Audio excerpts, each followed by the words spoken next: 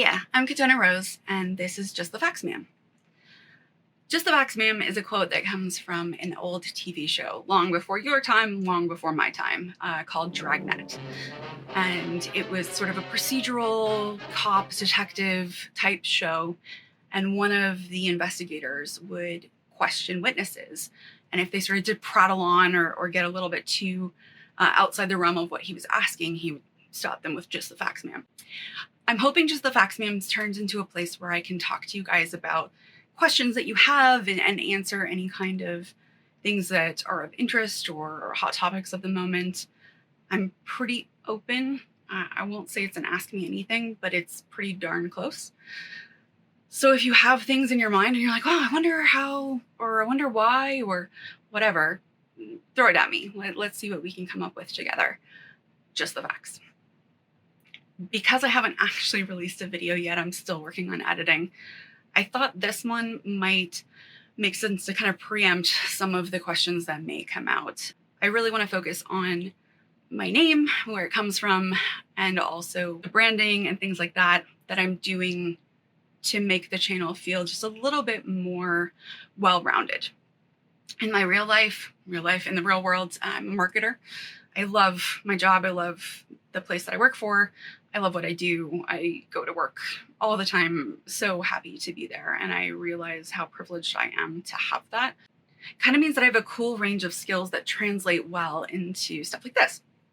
So for instance, I'm very comfortable with Adobe Creative Cloud, all of the Adobe Suite, as it used to be called, programs I've worked with for decades. I love to sort of play with art and play with color and play with design and see what comes out of it.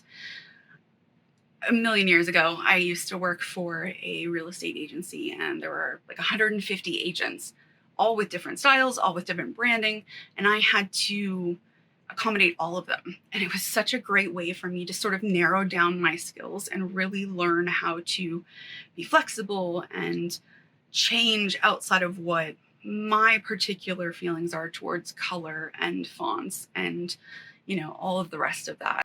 It really helped me grow as someone who worked with graphic design and art. I would never call myself a graphic designer. I've met way too many people in my life who are just so much better than me, but I do like it. And there's certain things that I do feel super comfortable doing. Branding. I think it's really important to have something that represents you, whether that's colors or an icon or whatever. It's something that has to feel like it belongs to you, that you have ownership of. Katona is actually something that comes from a character I wrote, again, a million years ago. I used to live in Las Vegas, and when I was there, I wrote fiction pretty much every single day. And there was a character that I wanted to find a name for. Had to be Hungarian word. I wanted it to be something like warrior or, you know, something about battling or fighting, or it needed to sort of have that sort of connotation behind it. And so at that time, I can't even remember what I used, but the online translation service that I used gave me Keton for warrior. And I thought, well, that works. That is easy enough to say in English. It's not that big of a deal. And then years later, I actually had a Hungarian person reach out to me and say, you know, Ketona, it's basically the same thing. If you want to use the A, it's better to use the A. I've also come to discover that it's much more closer to soldier than it is to warrior, but you can see where the distinction may come from. So basically, from the time that I wrote that character, I really liked her, and I liked her background and what she was about. So I adopted the name. Anytime I had to have a avatar with an altar online, it was always Katona. So when it came time for me to put this channel together, I knew Katona was going to be a part of it.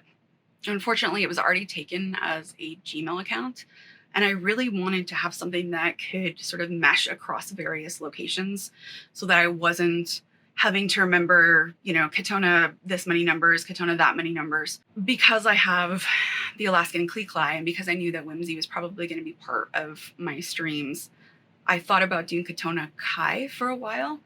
It amused me that it sort of sounded like Cobra Kai, and also the alliteration just with Ketona and Kai. Inevitably, though, I started to question whether I really wanted to associate this channel so tightly with Whimsy, so tightly with Alaskan Kleeklies. You know, did I want to have a dog in my branding?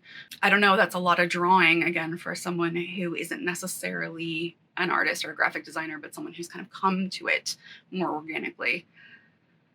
So I was playing around with different things. I was in Adobe Illustrator, and I don't know where it came from, but rose popped into my head. I like pink. I wear pink a lot, so pink and rose goes together. I also have a pretty extensive rose garden where they're all blooming fantastically right now. So maybe subconsciously that was kind of in the back of my mind. I think that it's something that flows off the tongue easily. And when I went into Illustrator and started really playing with it, I discovered that it was super easy. I right away came up with a bunch of different ideas that I really liked, and it kind of grew out of that. So Ketona Rose, that's where the name comes from. The other thing I really wanted to talk about is when you're creating this presence for yourself, whether it's online in YouTube, whether it's your company or business, I think it's really important to remember that everything you put out, whether it's printed material, whether it's online material, digital, whether it's spoken on the radio or on a a streaming channel that's spoken word only, everything you say and everything you do has to reflect what you believe in and what you are. So if you're someone who's really trying to present a really well put together, really organized person, writing a handwritten note and copying it on a photocopier and putting it into people's mail is probably not what you want to do. I only reference it because I just got a realtor mail the other day that was literally a handwritten copy. And it just looked really unprofessional. It looked like someone had slapped something together and that they couldn't afford to do anything better. I'm not saying that if you don't have the money, you aren't skilled at what you're trying to sell.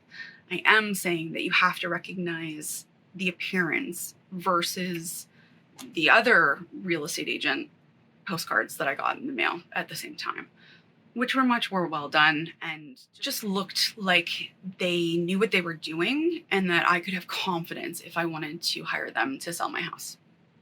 Again, this is something that I have to think about every single day in my work, every single hour. So it's something that is very front of mind for me kind of no matter what I do. I like things to look a certain way. I like things to feel a certain way.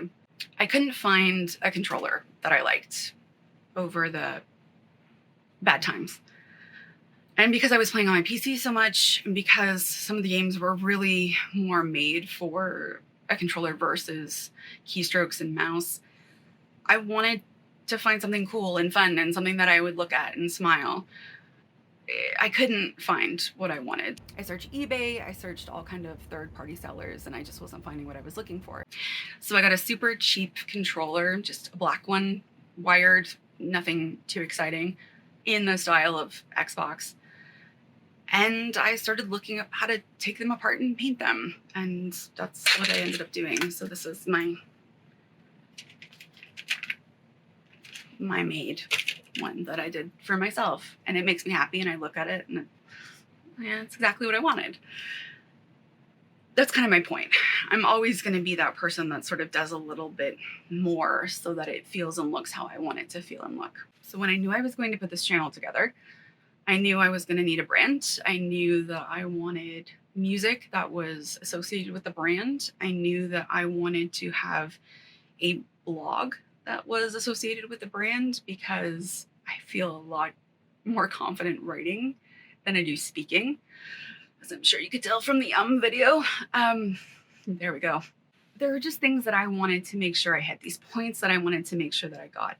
It's nothing to do with anything other than this is just what I want to see when I look at my channel. So for the brand, I could do that myself. I was confident with what I was coming up with. I was happy with it. There's lots of people out there who, their whole job and their whole day is working on brands. Go to Fiverr, see what you can find. I had a very specific little melody in my mind that I wanted to incorporate into an intro and an outro.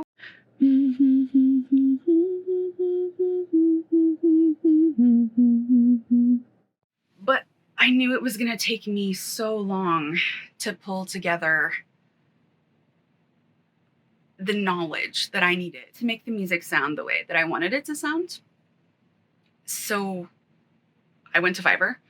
I found an artist, really well reviewed, listened to a bunch of his tracks, and I thought, let's give it a go. Let's try. So I paid and I sent him the little recording of what I had sung of the melody. And I said, this is kind of what I'm looking for. And he came back to me with a bunch of questions that were really clever and really helped, I think, him narrow down exactly what I wanted out of this whole thing. The first finished product that he gave me was perfect, and that's what I'm using now.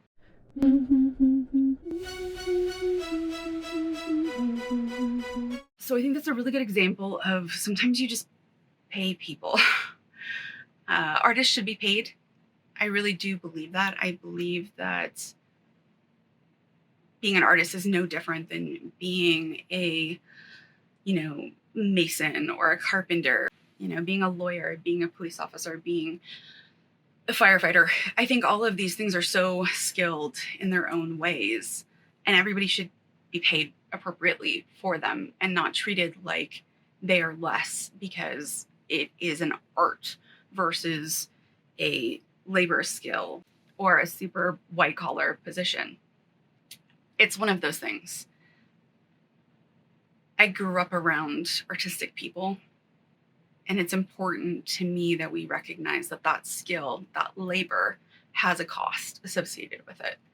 So if you want something to sound super professional, go to a professional. If you want something to look super professional, go to a professional.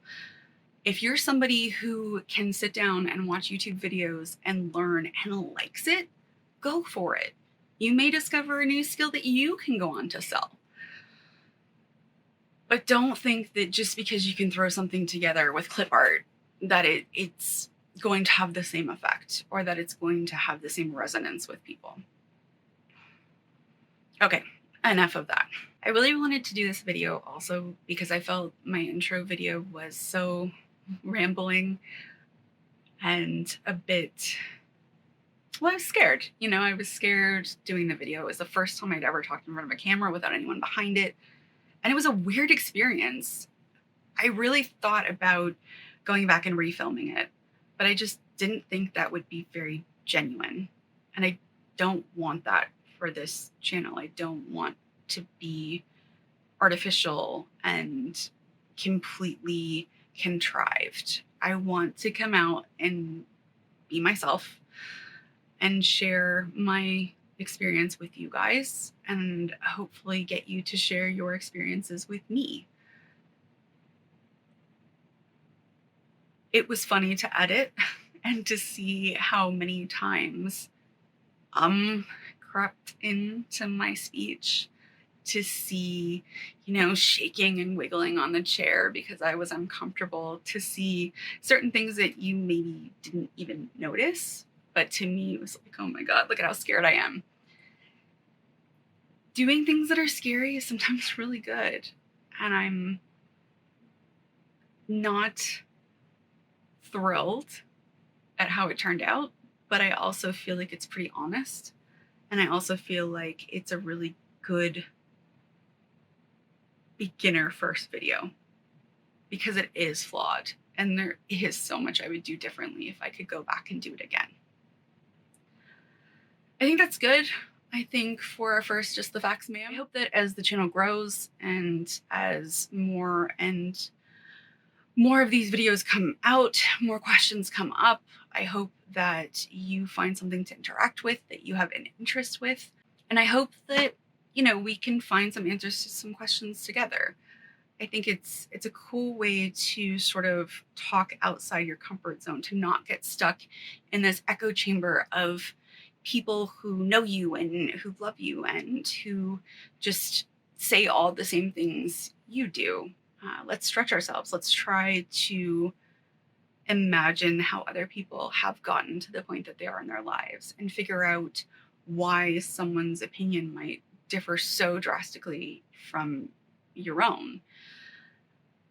I think there's a lot of animosity in the world right now. There's a lot of hate, there's a lot of anger, and people just shut down. There's no more polite discourse, there's no more just discussion over issues and topics. And, you know, it just seems to be a lot of yelling and plugging ears and not listening to answers. And I think we're all better than that. And I think we can all do better than that.